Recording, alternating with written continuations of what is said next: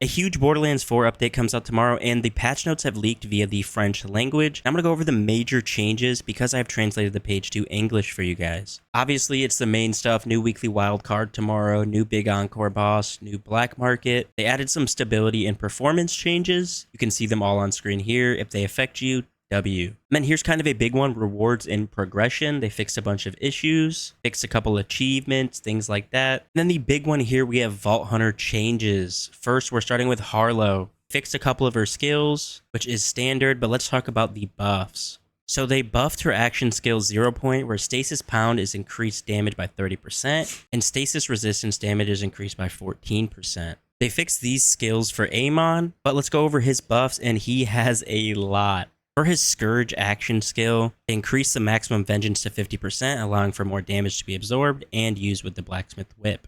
And they increased the whip damage by 27%. This was very much needed. For his passive skills Vengeance skill tree, they did all of these changes, which are just overall huge buffs through the whole tree. By the way, guys, I'll be showing you better builds with these things after, so make sure you're following. For the Vengeance skill tree, they buffed almost everything. For the Apogee skill tree, they buffed almost everything. I'm just going to go on screen now and show you guys them. This is what they did to Crucible and the Cybernetic passive tree. Be sure to pause if you want to read individual ones. This is what they did for Cybernetic with the passive augments. This is what they did to the action skill Massacre, and the passive skills Calamity skill tree, and the augments of Calamity, and the Apogee's Calamity skill tree. Tons of huge buffs for him. Now we get on to Vex. They fixed a bunch of her skills, as you can see. Let's get into the rebalances. As you can see, they buffed they buffed her action skills. They buffed the action skill embodiment by a lot. They buffed her passive skills in the Intense Vex skill tree. They buffed her augments in the Intense. They buffed the Apogees in the Intense.